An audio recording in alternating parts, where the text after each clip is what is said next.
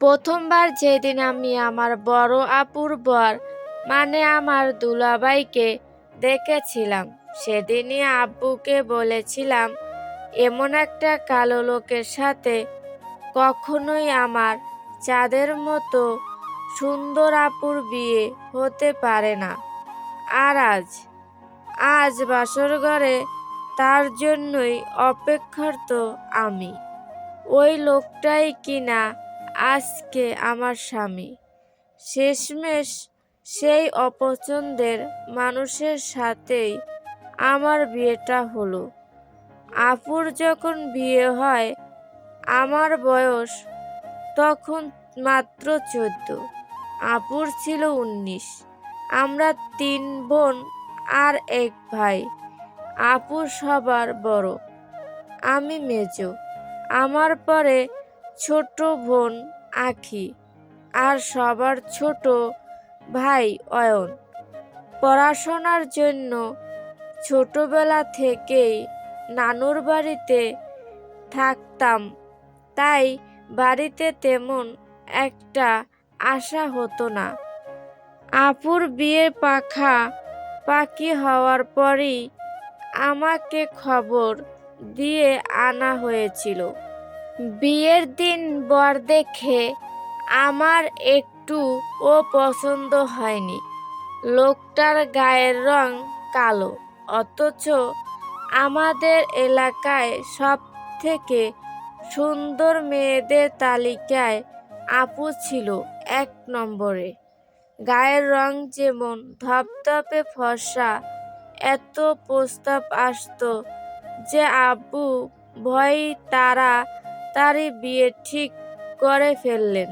কিন্তু সেই আপুর বিয়ে কিনা এমন একটা ছেলের সাথে। আব্বুকে অনেক বুঝিয়েছিলাম, কিন্তু কেউ আমার কথা শুনলো না।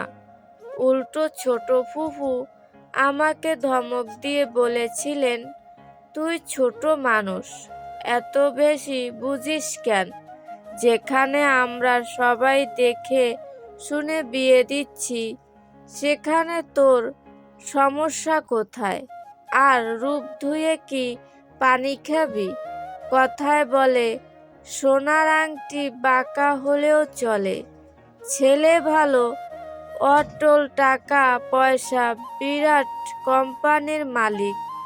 তোর বোনের জন্য এমন পাত্র 10 গ্রাম খুঁজলেও পাওয়া যাবে না। ফুফু সেদিন ঠিকই বলেছিলেন।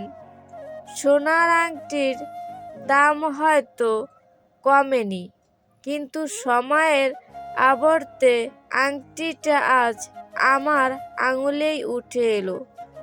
যে মানুষকে একদিন দুলাভাই হিসেবে মেনে নিতে মন সায় দেয়নি, আজ তাকেই স্বামী হিসেবে মেনে নিয়ে এই বাসর ঘরে বসে থাকতে হচ্ছে। নিয়তির কি অদ্ভুত পরিহাস! সেদিন ফুপির ওই সোনার আংটি মার্কা কথা আমার মোটেও মনে ধরেনি। জেদ ধরে বলেছিলাম, আমার আফা কম কিসে ফুফু? তোমরা কি ওর মতামত নিয়েছো? খুঁজলে ওর জন্য এমন পাত্র শত শত পাওয়া যাবে, কিন্তু ছোট মানুষের কথার দাম কে দেয়? সবাই মিলে ধমক দিয়ে চুপ করিয়ে দিল। আবার বিয়েটা হয়েই গেল। বিয়ে হয়ে যাওয়ার পর দুলাভাই যখন আমাদের বাড়িতে আসতেন, আমি দূরে দূরে থাকতাম।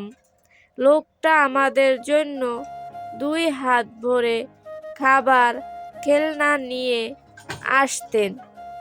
ভীষণ স্নেহ করতেন, কিন্তু আমার কেন জানি তাকে সহ্যই হতো না।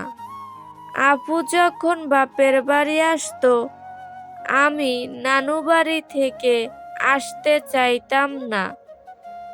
অজুহাতের পাহাড় দাঁড় করাতাম, অথচ আপু সারাক্ষণ দুলাভাইয়ের গুণগান গাইতো।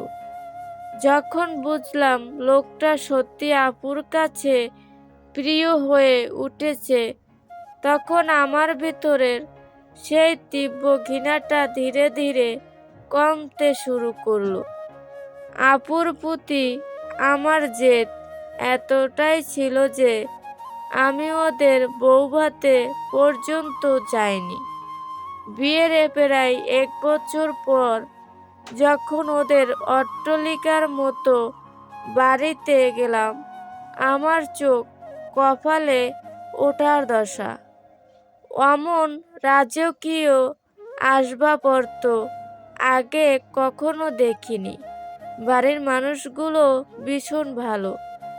আপুকে তো তারা পারলে মাথায় করে রাখে। এসব দেখে মনে হয়েছিল অন্তত আপু সুখে আছে।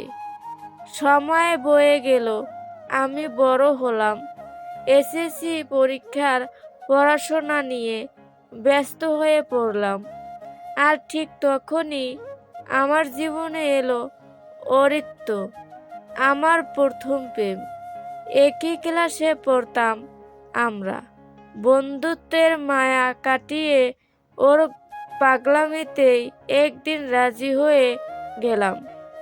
একই বয়সে হওয়ায় আমাদের সম্পর্কে ঝগড়া আর ব্রেকআপ লেগে থাকতো ঠিকই, কিন্তু অরিত্র কয়েক মিনিটের মধ্যেই আবার সব ঠিক করে নিত। স্কুল শেষ করে একই কলেজে ভর্তি হলাম।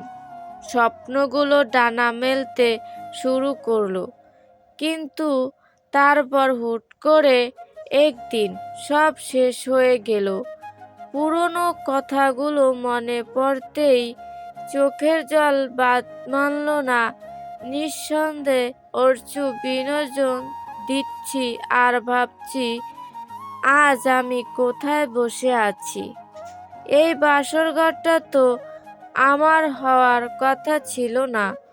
আপুর ঘরে তার খাটি আজ আমাকে বধূ বেশে বসিয়ে রাখা হয়েছে।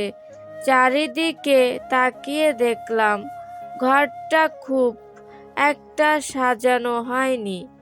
সব স্বাভাবিক। ঘড়িতে রাত 1টা।